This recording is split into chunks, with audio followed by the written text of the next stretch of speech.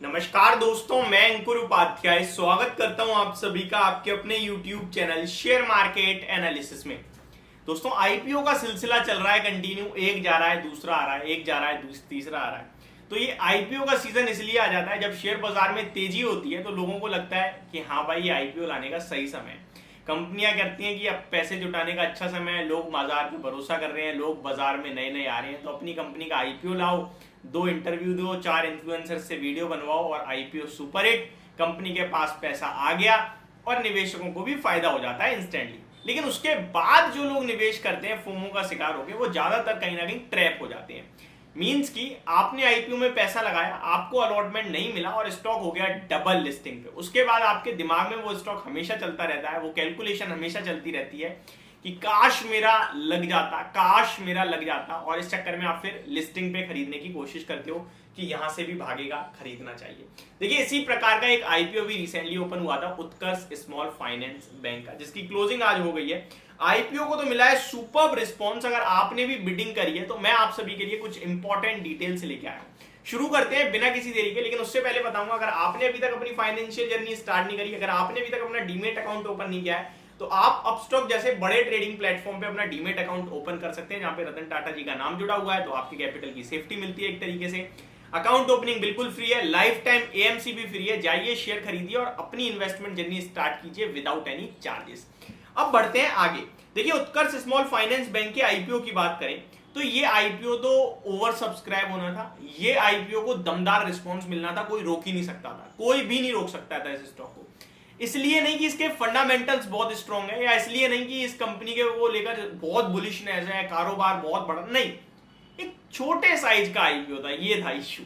देखिए, कंपनी केवल 500 करोड़ जुटाना चाहती थी और 500 करोड़ का आईपीओ साइज था कंपनी का। टोटल आईपीओ साइज 500 करोड़ रुपए का था। 500 करोड़ रुपए कंपनी जुटाना चाहती थी। आईपीओ का प्राइस बैंड 23 रुपए से 25 रुपए का था, यानी कि 25 रुपए के आपने मैक्सिमम लेवल पे भी खरीदारी करी होगी, तो 600 का लॉट साइज है। 10 की फेस वैल्यू पे स्टॉक आ रहा है। 12 से 14 जुलाई यानी कि आज तक आईपीओ का सेशन खुला हुआ था।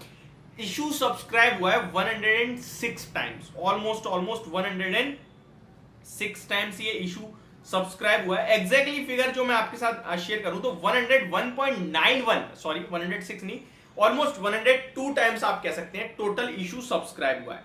अब आते हैं आगे। यहां पे इशू में 3 लोगों से पैसे जुटाने थे, QIB qualified institutional buyers, NII and retail category. Retail category में आप और हम आते हैं, जो कि लगभग 2 लाख से कम के पैसे में आईपीओ लगाते हैं। देखिए, कभी भी आगे के लिए, फ्यूचर के लिए आप हमेशा याद रखना, कभी भी आप एक ऐसे आईपीओ में पैसा लगा रहे हो जिसका ओवर सब्सक्रिप्शन होना ही होना है। छोटा साइज है, ओवर सब्सक्रिप्शन होगा, बहुत ज्यादा भरेगा, कभी भी एक लॉट से ज्यादा मत लगाना। क्यों कह रहा हूं मैं ऐसा नहीं होता कि 2 लॉट लगा दोगे तो एक मिलने के चांसेस बढ़ गए, 10 लगाओगे तो एक बढ़ जाएंगे, नहीं। आपका वो कैपिटल ही फंस रहा है। केवल मिलेगा तो मिलेगा एक ही, नहीं मिलेगा तो एक भी नहीं मिलेगा। तो इसीलिए एक ही आईपीओ, एक ही लॉट में पैसा लगाएं, ताकि आपका वो 15,000 ही ब्लॉक हो। केवल 5, 7, 10 दिन के लिए जो भी ब्लॉक होता है वो 15,000 ही ब्लॉक हो, इससे ज्यादा ब्लॉक ना हो। तो हमेशा याद रखना, जब भी आपको लगे कि यार ये तो ओवर सब्सक्राइब होना है, ये तो बहुत मुश्किल ही मिलेगा, किस्मत से मिल गया, तो उसमें आप एक ही लॉट लगाना। अब आगे बढ़ते हैं। टोटल इशू साइज जो था, कंपनी ने जो शेयर्स ऑफर करे थे वो लगभग 12 करोड़ 5,43,470 शेयर्स कहीं ना कहीं कंपनी ने ऑफर करे थे, जिसमें से 6 करोड़ 45,65,217 शेयर्स QIB पोर्शन में थे। NII के लिए 3 करोड़ 22,82,608 शेयर्स NII के पोर्शन में थे। और रिटेल कैटेगरी, इसे मैं इंग्लिश में भी बोलूंगा, हिंदी में भी बोलूंगा, ताकि आप लोगों को थोड़ा सा, किसी को इंग्लिश में अच्छा समझ में आता है, किसी को हिंदी में आता है, किसी को दोनों में आ जाता है। तो 2 करोड़ 15,21,739 शेयर्स रिटेल कैटेगरी के लिए थे। इंग्लिश में बोलूं तो 2 करोड़ 15,21,739 शेयर्स रिटेल कैटेगरी के लिए अलॉट किए गए थे।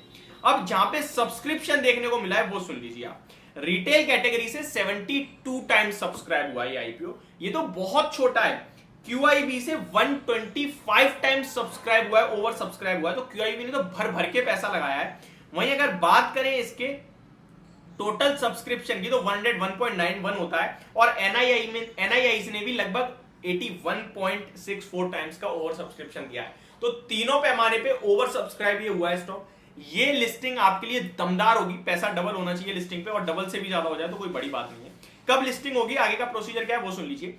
20 जुलाई को आपके अलॉटमेंट आपको पता चल जाएगा। 21 जुलाई से जिसको नहीं मिला उसको पैसे वापस आएंगे एंड 24 जुलाई को आपके डीमेट अकाउंट में शेयर्स आ जाएंगे और 24 जुलाई को ही कंपनी की लिस्टिंग है। तो ये पूरी की पूरी डाटा है जो मेरे को शो कर रहा है इस समय। पिछली बार भी मैंने डाटा शेयर करा था, वो गलत था क्योंकि जो सेबी ने रूल लगाए हैं ना नए, वो इस एप्लीकेशन पे अपडेट नहीं हो रहे हैं। अगर ये डाटा मैं आपको गलत भी बता रहा हूं तो मैं उसके लिए क्षमा चाहूंगा। वैसे एक बार मैं और भी कहीं चेक कर लेता हूं ताकि हम अच्छे से समझ पाए कि कंपनी की लिस्टिंग कहाँ पे होगी कहाँ नहीं, कंपनी की लिस्टिंग किस तारीख को होनी है किस तारीख को नहीं होनी है। ऐसा कुछ अभी मुझे और कहीं दिख नहीं रहा है, टाइम वेस्ट हो रहा है इस वीडियो में। तो इस वीडियो को यहीं पे एंड करते हैं। होप आप लोगों को सारी चीजें समझ में आई होंगी। Thank you so much for watching this video. Have a great day guys.